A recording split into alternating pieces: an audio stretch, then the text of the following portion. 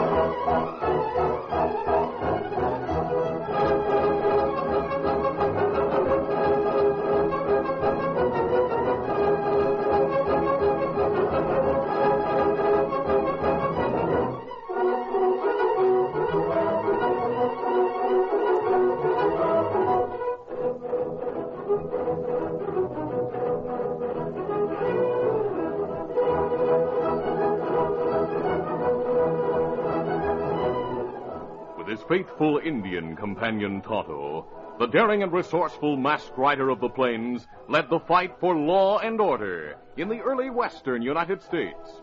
Nowhere in the pages of history can one find a greater champion of justice. Return with us now to those thrilling days of yesteryear. From out of the past come the thundering hoofbeats of the great horse Silver. The Lone Ranger rides again. One Silver! Let's go, big fella! Hail, Silver! Away!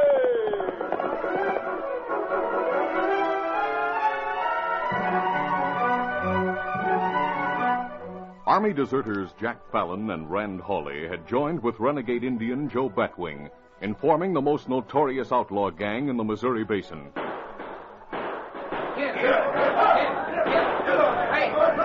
More than 50 strong, the outlaws attacked wagon trains and settlements, obtaining money, food, and guns, and always leaving dead and wounded behind them. Get him! Come on, get him!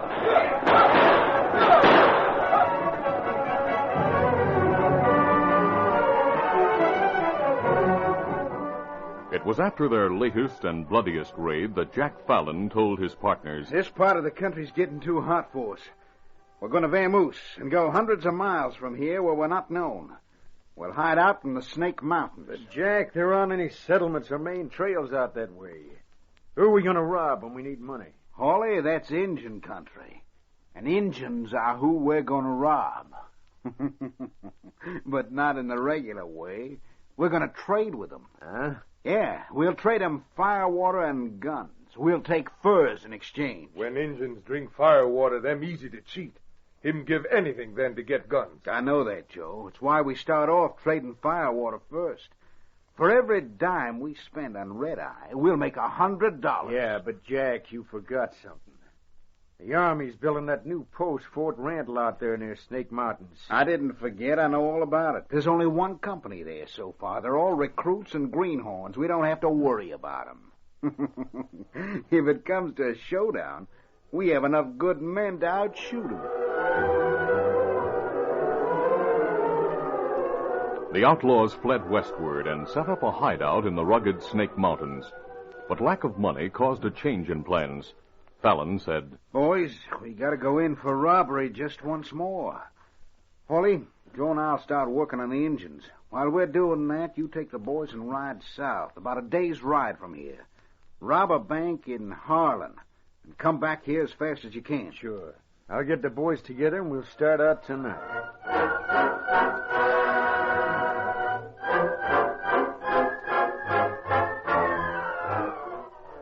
2 days later in Harlan, a large band of masked men invaded the town and robbed the local bank. Come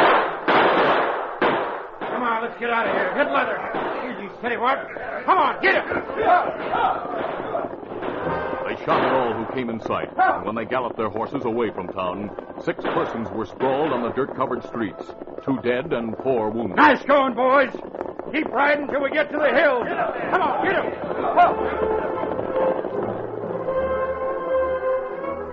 The Lone Ranger and Tonto had left a meeting with Dakota Indian chiefs a few days earlier.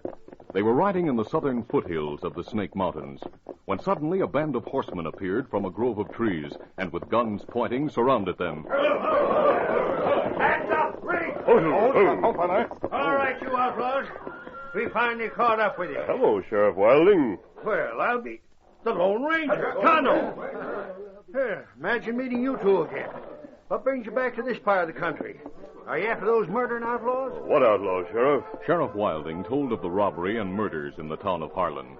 He ended by saying, And though they had their faces covered, people who saw them say there were Indians as well as white men in the gang. Kimasabi, that sound like Fallon, Holly gang. You mean that renegade outfit from Missouri? Sheriff, they disappeared from Missouri months ago. From your description and the methods they used, I'm inclined to agree with Tonto. We've been hoping to locate that gang for a long time. If they're in this territory, we'll stay on till they're caught. May we join you? You sure can. We lost their trail when they crossed the stream back a ways, but we're almost sure they're heading for the snakes. Maybe you'll help us find the trail again. Come on, boys. Come on, get in there. Come on, Silver. Get 'em up, Scout.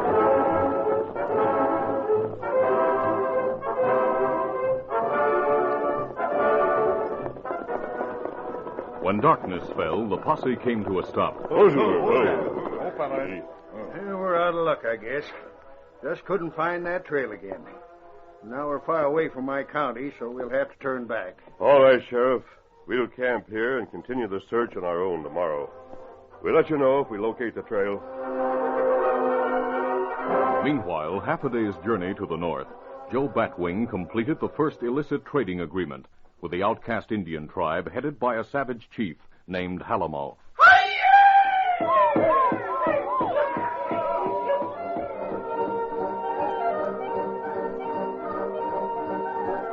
But Jack Fallon, meeting with the respected Dakota tribes, found them hostile to his overtures.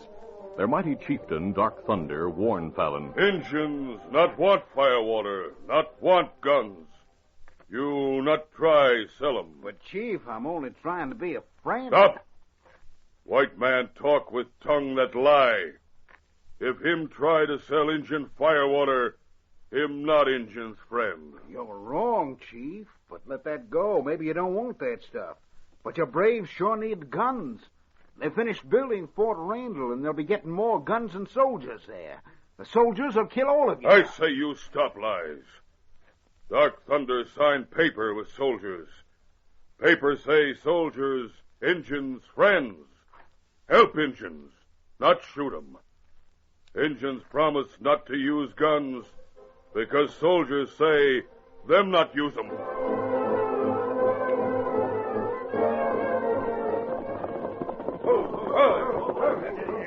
Rand Hawley and his outlaws had returned to the hideout without incident.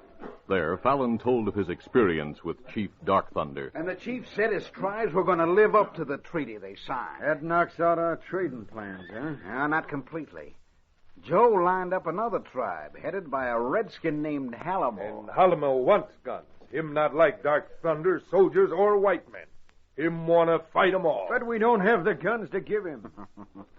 You don't think so? Joe disguised himself like a sleepy old Injun today and went down to Fort Randall. Injuns come there all time. Soldiers used to 'em. I told you they were nothing but recruits and greenhorns. Anyway, Hawley, Joe overheard some big information. There are a few wagon loads of guns on the way to the fort, coming from Cheyenne. We're going to get 'em. Huh? Are you loco? No. Joe learned something more. Tell him, Joe. Me hear soldiers say them send only 6 guards to meet wagons. Gonna meet 'em at Table Rock, soon as they get word. Well, all Joe's got to do is watch for the detail to leave. With 50 men, we'll handle this thing easy. The next morning, Indian Chief Dark Thunder and a party of braves appeared at Fort Randall. They were ushered into the office of the commanding officer, Colonel Andre Fletcher, who received them with elaborate formality. Immediately, Chief Dark Thunder told of the visit paid to him by Jack Fallon, and concluded. And me tell 'em leave. Say, me not want guns, fire water. Chief, who was the man? Where did he come from? Me not find out, 'cause me not ask. But last night me learned something else. What's that, Chief? Same time white man talk to me, other man, bad Injun, go to tribe of Alamo. Alamo, bad Injun, too. Yes, I know all about him, Chief. I'm afraid we may have trouble with him one of these days. But about this Indian who visited him, what happened? Me learn bad Injun say, if Alamo give him furs, him give Alamo guns, fire water. That same thing white man say to Dark Thunder. Well, if that happens, there'll be trouble. He plenty trouble. Me and Alamo ready to make war on Injuns of Dark Thunder. If that happen, paper me sign with white brother say... Chief, I know what the treaty says. If you're in trouble, not of your own making, the army will assist you. Good. Me want guns. Want 'em now. Then braves of Dark Thunder able to fight Alamo if Alamo start war. But, Chief, I can't let you have rifles now. I don't have them. But me sign paper. Paper say... Chief, you'll have guns. One of my officers, Lieutenant Gray, has gone all the way to Cheyenne to get new guns. We may receive them today or tomorrow. We'll let you have some then, if war threatens. If Alamo get guns, then Dark Thunder need guns for braves. Want 'em now? But I don't have the guns, Chief.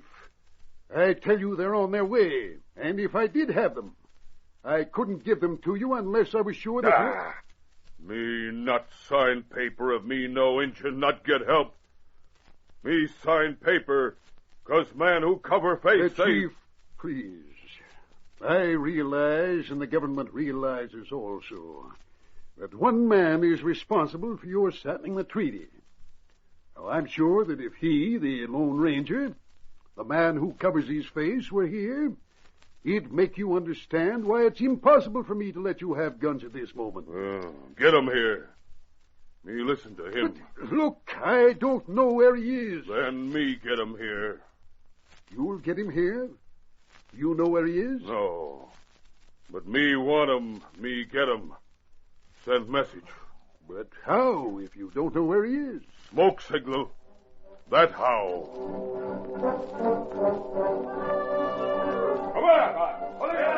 Back at his village, Chief Dark Thunder bellowed orders. Soon a fire was kindled, and the process of sending a message by smoke signal was started. Other tribes of the Dakotas, the Indians led by Dark Thunder, saw the signals and relayed them.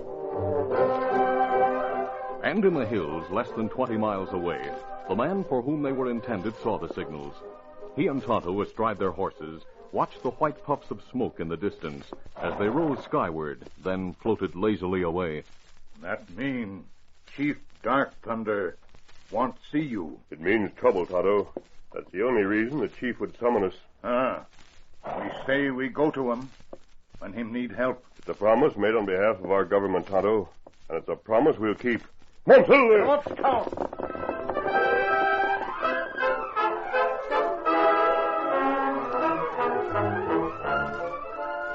The curtain falls on the first act of our Lone Ranger adventure. Before the next exciting scenes, please permit us to pause for just a few moments.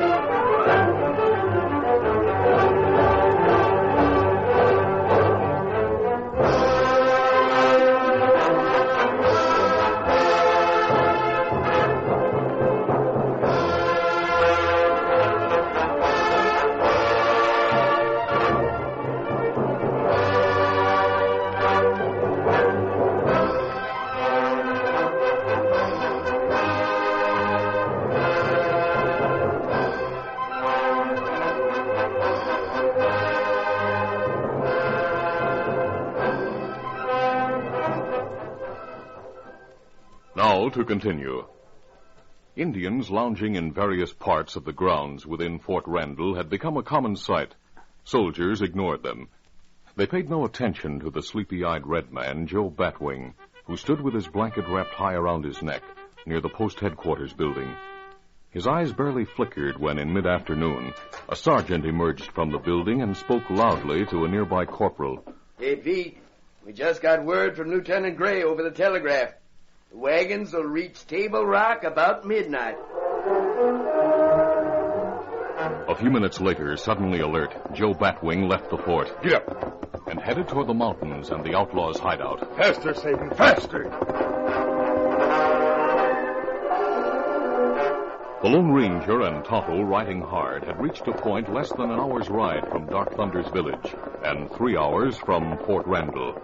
The sun was low in the western sky. As riding along a ridge, they saw a horseman below, riding across a vast expanse of shale-covered ground, heading for what seemed to be a wall of solid rock. That's strange. Where can that man be heading? Let's use our field glasses, Tonto, and see. Him Injun. Yes. You see his face, Tonto? Glasses make face come close. Kimasabi. I recognize him, Tonto. That's Joe Batwing. Me gonna say same thing. And look, Kimasabi. There's space between two big rocks. Yes, I see it. Batwing's riding straight through the passage. Yeah, we're going down there, Tonto. Come on, Silver. Let's start.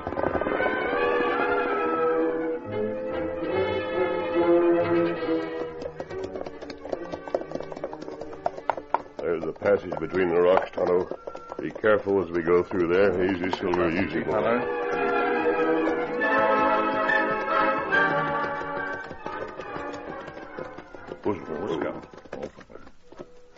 We get through there, all right. Now listen, someone's talking. The voice is coming from straight ahead through those trees. Easy, stay careful. Easy, fella. We'll crawl down behind those bushes and listen. Jack Fallon and Rand Hawley received Joe Batwing's report and assembled the entire outlaw gang. Fallon was addressing them. And so Hawley will lead you to where you take over the army wagons that carry the guns. Jack, are we going to take him at Table Rock? No, the detail from Fort Randall takes over there from another outfit. That would mean a double guard of soldiers. And where do we raid him? There's a big bend in the trail, a few miles this side of Table Rock. That's where. I'll lead you there. It's start to get dark now. Detail leave fort about this time. Meet wagons at midnight. It'll take 'em 5 hours or so to get to the rock. You'll take a shortcut and reach the bend before them. But we don't bother them till they come back with the wagons. Then we kill 'em all. Jack, are you and Joe coming with us? No. Joe's got a customer for those guns, an Injun named Halamo. After you boys leave, Joe and I are going to meet the redskin. I want to make sure we get plenty for the guns we trade 'em. Boys, we may have to wait at the bend a few hours once we get there. But 1,000 guns are worth waiting for. Yep. All right, let's go.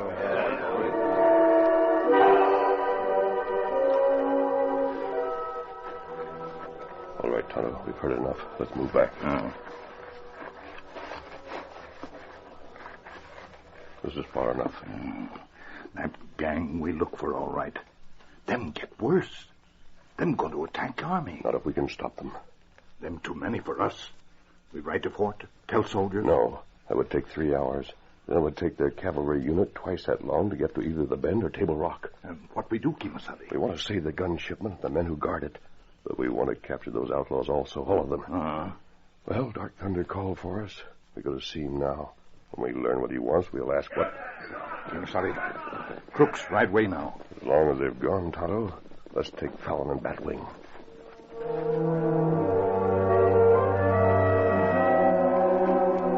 Jack Fallon and Joe Batwing watched the other outlaws disappear among the trees. Then they walked into the underbrush, where a line of earthen jugs rested on the ground. We'll bring a few jugs of red-eye to Halamo. We'll get him tipsy before we tell him how many pelts we want for each gun. When him drink, him give plenty. Him need guns bad, so him can fight Dark Thunder tribe.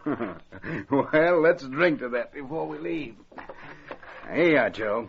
Take the first swing. Don't bother Batwing. What? Mask, hombre. Don't draw your gun. No!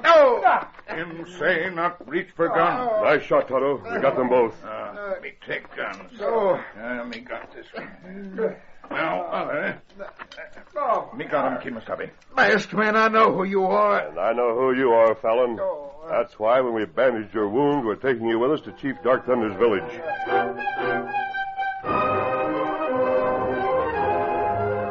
In less than an hour's time, the Lone Ranger and Tonto reached the Indian village, riding behind the two bandaged outlaws. Tonto, I'll take them from here in. You go to Fort Randall now and tell Colonel Fletcher what's happened. Now, Kimasabi, get him off scout. The Indians recognized their friend, the Lone Ranger, as he entered the village with his captives. They responded eagerly when he said, These hombres bad. Please see that they don't get away. Hold them. I'll return. The Lone Ranger hurried to Dark Thunder's teepee, where the chief greeted him. When me send smoke signal, me know man who cover face come pronto. How? How, Chief?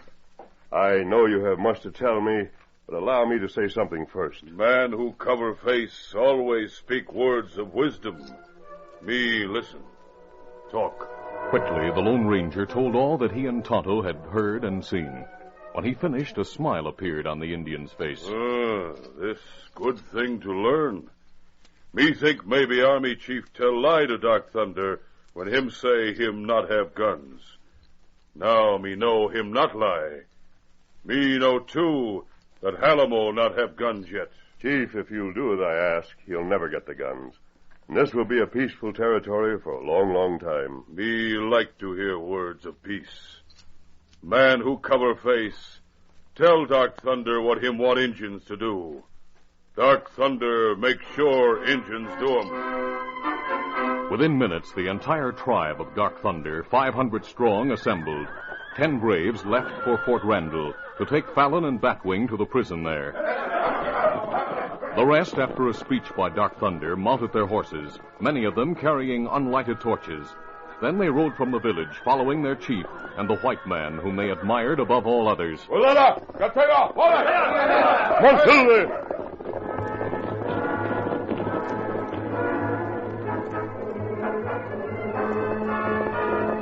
Chief, there's Table Rock straight ahead.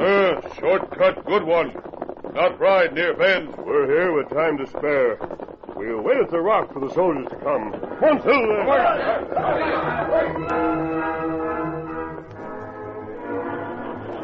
Lieutenant Gray, who had been in charge of the gun-laden wagon train, called to his riders and guards as they came within 50 yards of Table Rock, precisely at midnight. Oh, everybody!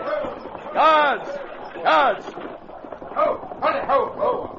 Look, men, the road's filled with riders, Indians. It's a good thing the moon is bright, or we'd have ridden into a trap. Get ready to fight, all of you. Yes. You may have to move back, or... Wait. Here comes a rider. Keep him covered. It's a masked man. A masked man? Yes, it is. He's calling my name. Lieutenant Gray! It's Colonel Fletcher's friend. Put down your guns, men. Oh, Silver! Oh, easy, steady. Lieutenant, the detail from Fort Randall's approaching from the other direction. They'll be here in a few minutes. What's wrong? Why are you here, and why are all those Indians back there? It's an involved story, Lieutenant. But listen, there are outlaws hiding in the underbrush about 2 miles from here.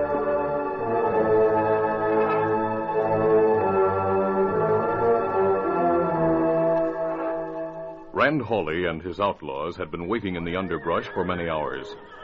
They had seen the detail from Fort Randall pass earlier on its way to meet the gun train at Table Rock.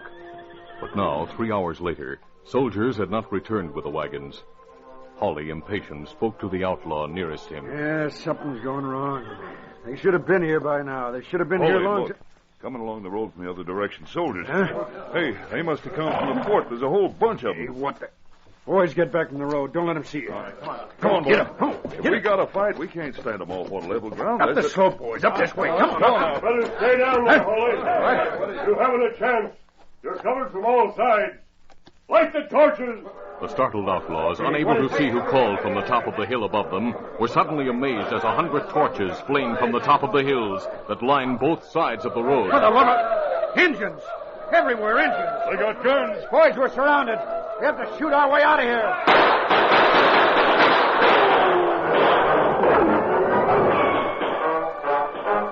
Now, stop it! Hold that I told you didn't have a chance. The men are shot. We give up. Thank you, Chief. Here come the men from Fort Randall with Tonto. We'll turn these outlaws over to them.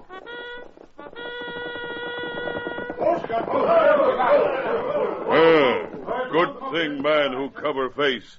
Tell soldier, let Injuns use guns. You captured the outlaws, Chief. It's a wonderful thing you've done for the people all over the West. All right, you outlaws. March down here with your hands high in the air. Lieutenant, have the medics attend to the movement. Yes, sir.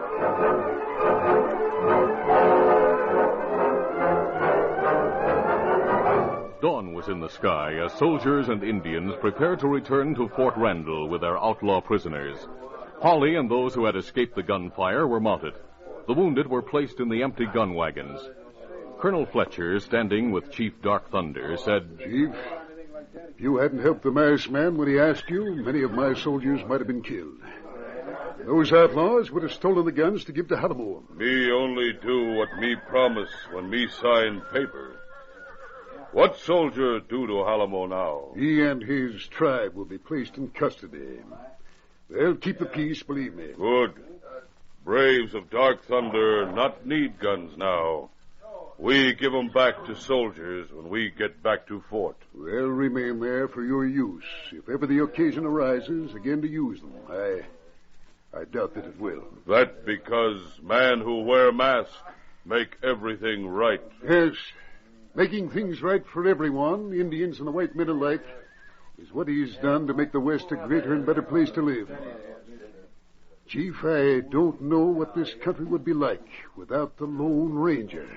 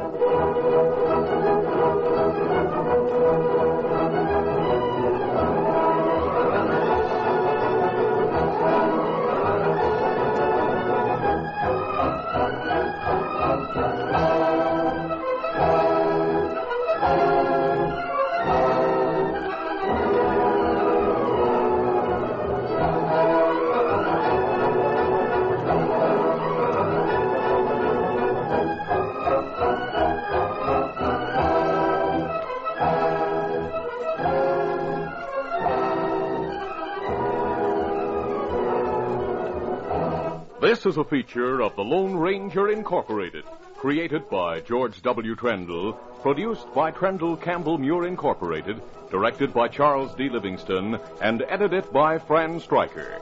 The part of the Lone Ranger is played by Brace Beamer.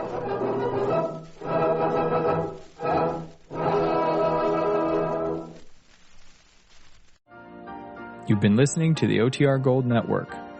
Find more classic radio at otrgold.com.